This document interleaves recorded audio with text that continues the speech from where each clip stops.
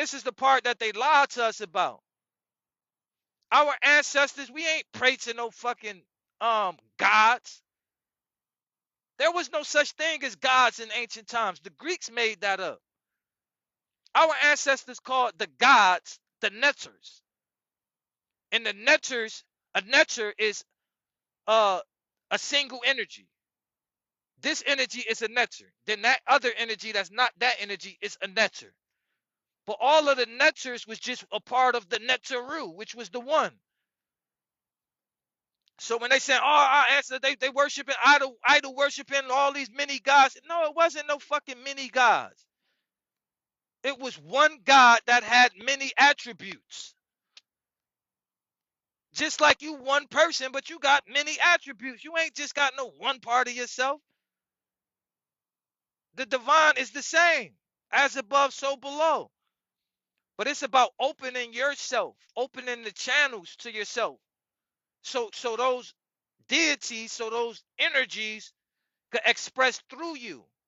And then when you practice an energy for long enough, you become what you practice. And a good example of that is like, let's say we're gonna call one of the deities patience. And I teach you about this deity named patience, and I teach you like, yeah, if you have patience and you allow this deity to live within you named patience, um, you won't be stressed in traffic. You know, when kids getting on your nerves, it won't bother you. And you like, hell yeah, I want to call on that deity, looking at it on some deity shit, right? And you like, and then you start practicing it. Like, yo, but you call on it by practicing it. You know, in the time when you're in traffic, just take a deep breath and allow the patience to live within you, right? And then if you keep practicing on calling on that deity named patience, it's gonna be a day that's gonna come where you're not gonna have to practice it no more. You know why? Because you're gonna become a patient person. Anything you practice over and over, you become it. And this is why they say we became gods. It wasn't talking about you letting some shit in you and you all wiggling and you like, I let this. No, you just opened the channel for that deity to express through, and you became it. So if you become patient, if you open the channel up for love, if you open the channel up for abundance, if you open the channel up for power, but once you open all of these channels to the higher aspects of self, then you can say you're a living God. Because those deities are living through you as you, and you are them. This is what our ancient ancestors taught. It ain't teach no pray to these deities and you calling on fucking Mayat like it's a person outside of you. No, Mayat mean practice balance, practice harmony within yourself. When you see your thoughts fighting your body, you harmonize it. And the more you practice Mayat, you become Mayat. You start living in truth. And it automatically makes your heart lighter. And this is where your heart being balanced by feather. Because once you practice being balanced, nothing bothers you. Because I'm not balanced mean I'm not looking at bad and good. I'm looking at the middle. So if it's no bad and no good, there's no fight. And once there's no fights within you, you got harmony. When you got harmony, you got balance. Your mind is on the same page as your body. Nobody fighting. And this is what gives you power. This is what Mayat stands for. It ain't no fucking lady in the sky with a fucking feather in her head waiting for you to call her name. Like, it ain't that. It's the energy that's that. But I'm not going to sit here and say that our ancestors didn't become a living example of that. So, of course, we did have an ancestor that name was Mayat that was so balanced that they named the fucking energy after her. Just like you had Tahuti, which they called Thoth. It was an actual real person that was a teacher, and he had so much knowledge that they named knowledge after him. He's the recorder because he records everything. That's the subconscious. But if you see Tahuti, they try to tell you that he's not a person because they don't want us worshiping the fucking person like we worshiping Jesus instead of what Jesus actually taught. That's when you get lost. That's why they made him as a bird face. So like you ain't don't worship no person. And Haru got a bird face, Asar got a bird. All of these got bird faces because it's telling you it's an energy, not a fucking person. And then you'll see Tahuti, even though he's masculine, most of them, the masculine got bird faces because it deals with flight, it deals with mind. While the feminine entities deal with heart, it deals with dark. But you'll see Tahuti connects to the moon, which showing you even though he's a masculine figure, he could connect to the feminine. Just like you see Mayat, she's a feminine, but she got wings, which show you she got flight. She could still enter the mind. That's what this shit was talking about. Even talking about Isis or Osset. She represented the subconscious. She is the divine feminine. That's why they say she birthed all. Like how she give birth to everything? Because the subconscious is where everything got birth from. But then they say, oh, she's veiled. Nobody could see her. You be like, what the fuck? So she been walking around her whole life and nobody could see her? Don't that sound like your emotions?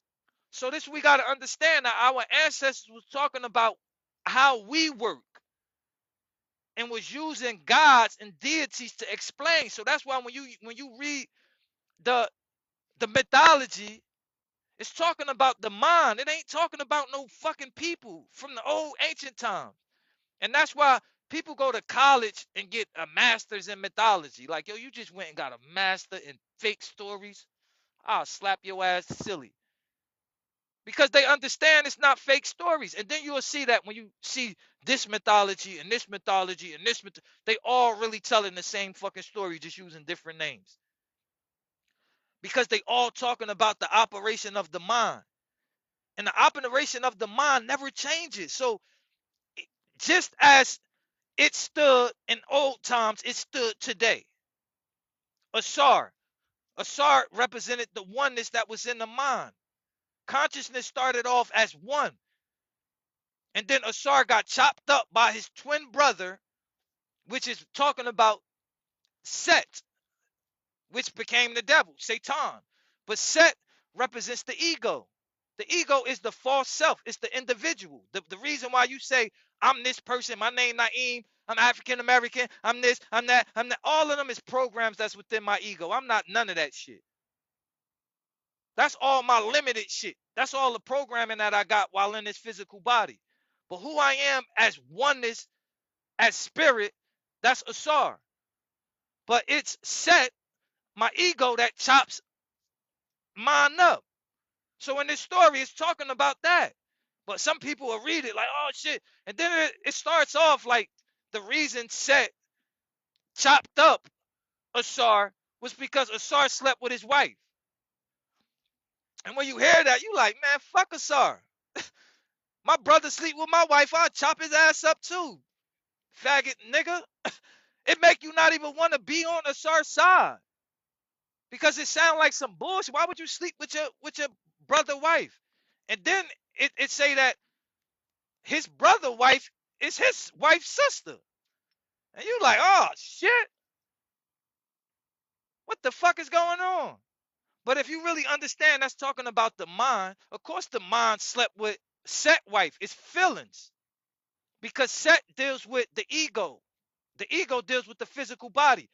When emotion goes into the physical body, it turns into a feeling. So that's why that's his wife. But Asar wife or Set or Isis is emotion, the eternal.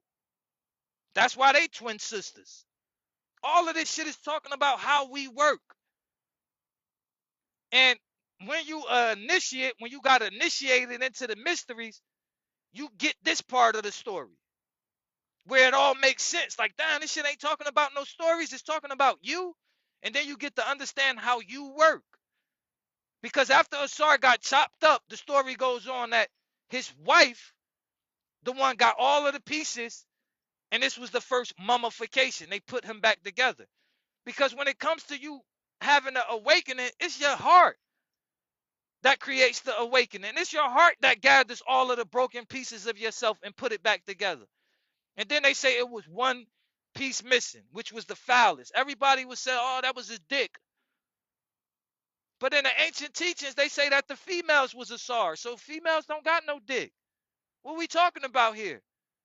And if a sar is the mind, that means it's talking about the pineal gland, the part that gives the mind consciousness. That's what was missing. We lost our consciousness. So that's why Haru represent consciousness. He got to fight the ego and reclaim the state. There's a whole story about you. You're in a sleep state. You believe you're your programs. Your programs is running your motherfucking life. And the only thing that could wake you up out of your programs is your conscious mind. Haru. That's his real name. Haru, which they call Horus. He represents consciousness. And then the Coptic people came into Egypt, learned these stories, learned these mysteries, and made their own versions out of the shit. This is what Christianity started at, with Serapis. So Christ became Haru. But Haru fighting Satan. All of this shit is talking about your conscious mind fighting your unconscious cycles. But through consciousness is the only way back to God. Through Jesus is the only way back to God.